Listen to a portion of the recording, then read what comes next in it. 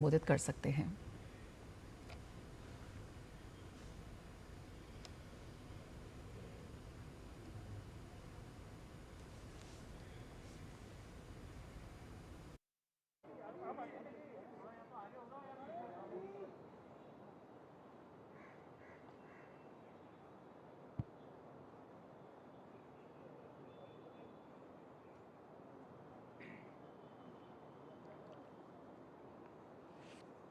स्वागत है भैया आप सबका।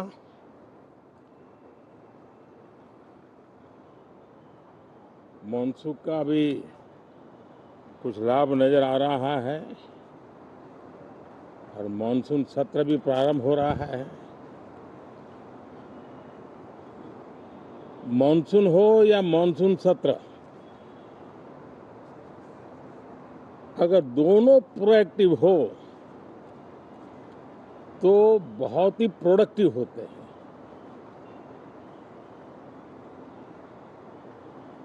और दोनों को प्रोडक्टिव होते हैं तो देश का कल्याण होता है, जीव मात्र का कल्याण होता है। और इसलिए हम यही प्रार्थना करते हैं कि मानसून भी प्रोएक्टिव रहे, मानसून सत्र भी प्रोडक्टिव रहे। साथियों, पिछले एक महीने में देश ने अनेक सिद्धियां प्राप्त की है और देशवासी गर्व से भर जाएं, इस प्रकार की सिद्धियों का सिलसिला चला है। चाहे राष्ट्रीय हो, अंतर्राष्ट्रीय हो और अब तो अंतरिक्ष भी हो। एक प्रकार से भारत के लिए गर्व के पल रहे हैं। पिछले वर्ष मानसून सत्र के ठीक पहले भारतीय नागरिक इंटरनेशनल स्पेस स्टेशन पर पहुंचा था और कल ही परसों भारत का एक युवा स्टार्टअप, उसने बहुत बड़ी सिद्धि प्राप्त की है। विश्व के कम ही देश हैं जहां इस प्रकार से प्राइवेट साहस हुए हैं और भारत के युवाओं ने अंतरिक्ष में नई उड़ान भरी है। बहुत बड़ी सफलता है। और ये जो स्काईरूट स्टार्टअप है, उसमें जो नौजवान काम कर रहे हैं, मुझे बताया गया उनकी पूरी टीम की जो एवरेज एज है वो सिर्फ 28 साल है। ऐसे नौजवानों ने ये काम करके दिखाया है। मैं किसी 56 साल के नौजवान की बात नहीं कर रहा हूं। मैं देश के ये स्टार्टअप ने 28 के एवरेज वाले नौजवानों ने अंतरिक्ष में भारत का झंडा गाड़ दिया है। उनको तो बधाई है ही है, लेकिन ऐसी बातें जो हैं जो भारत को आत्मविश्वास से भर देती है। विश्व में भारत का प्रोफाइल सर्वमान्य, सर्वस्वीकृत बनता जाता है। साथियों, ये संयोग नहीं, ये एक संदेश है और बड़ा मजबूत संदेश है कि हमारे देश के युवाओं की क्षमता और उनकी आकांक्षा अंतरिक्ष जितनी असीम है, इससे बड़ा संदेश देश के लिए कोई और प्रेरणा नहीं दे सकता है। साथियों, जो रिफॉर्म एक्सप्रेस पर सवार होकर के आज देश चल पड़ा है, उसी का नतीजा है कि भारत के नौजवान इतना बड़ा साहस कर पाते हैं और सफल भी हो रहे हैं। साथियों, पिछले दिनों राजस्थान में बहुत बड़ी ऑयल रिफाइनरी देश को समर्पित की गई।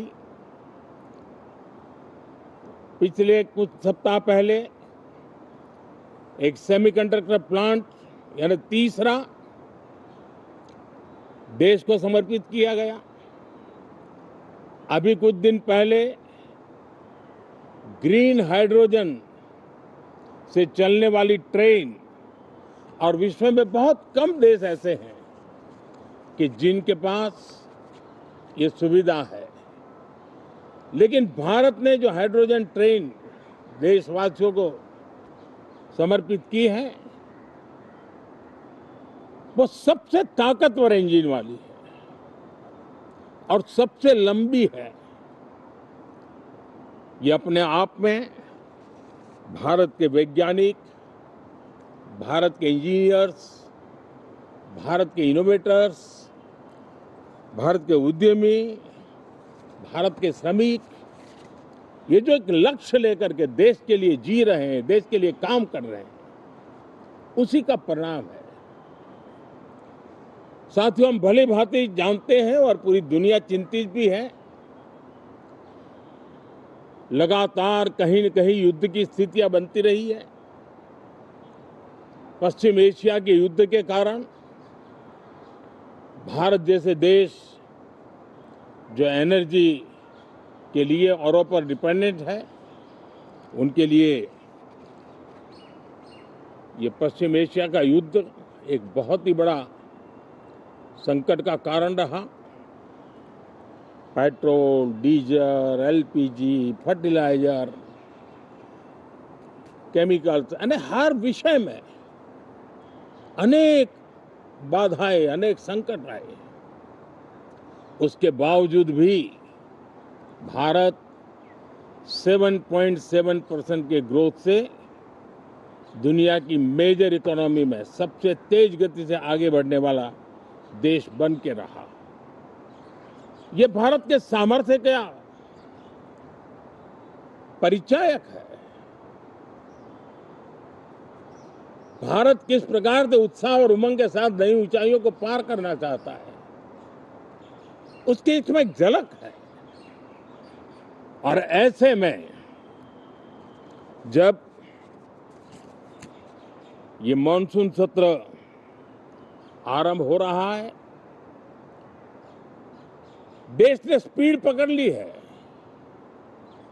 और संसद का स्पिरिट उस स्पीड में नई ऊर्जा भर सकता है।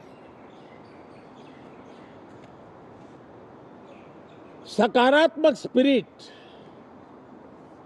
राष्ट्र के लक्ष्यों को प्राप्त करने के लिए बहुत आवश्यक होता है। हमारे सदन में बहुत अनुभवी सांसद भी है, दल उनका कोई भी हो, लेकिन उनके पास एक लंबा अनुभव है। ऐसे समय में उनके अनुभव की, उनके ज्ञान की संसद को भी जरूरत है, देश को भी जरूरत है। और इसके लिए संसद का चलना, सार्थक चर्चा होना, मिलजुल करके देश को आगे ले जाने के संकल्प लेना, ये मैं समझता हूं कि बहुत ही समय की मांग है। एस्पिरेशन से भरे हुए देश के युवाओं की मांग है कि हम आगे बढ़े। आज समय की मांग है कि राष्ट्र निष्ठा से भरे हुए, राष्ट्र भक्ति के लिए जी रहे आवाज को सदन में उचित मंच मिलता रहे, वे अपनी आवाज को बुलंद करे, देश को दिशा दे। और इसलिए मैं आशा करता हूं और मुझे पक्का विश्वास है, जहां तथ्य होते हैं, जहां तर्क होते हैं, वहां तूफान के लिए जगह नहीं होती है। अगर तर्क मजबूत है, तथ्य मजबूत है, तो शांत चित्त से भी अपनी आवाज को बुलंद बनाया जा सकता है। मैं आशा करता हूं तर्क और तथ्य के साथ सदन की चर्चा को समृद्ध किया जाए, हर आवाज को अवसर मिले,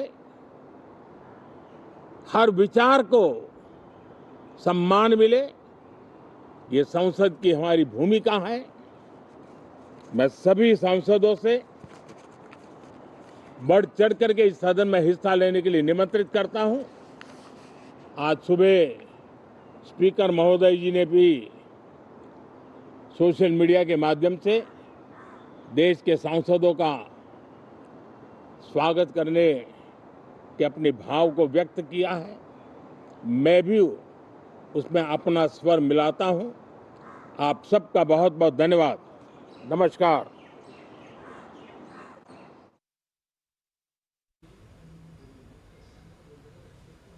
तो आज से आगाज हो रहा है मॉनसून सत्र का और इस मौके पर प्रधानमंत्री नरेंद्र मोदी ने संबोधित किया। प्रधानमंत्री के संबोधन की बड़ी बातें रही।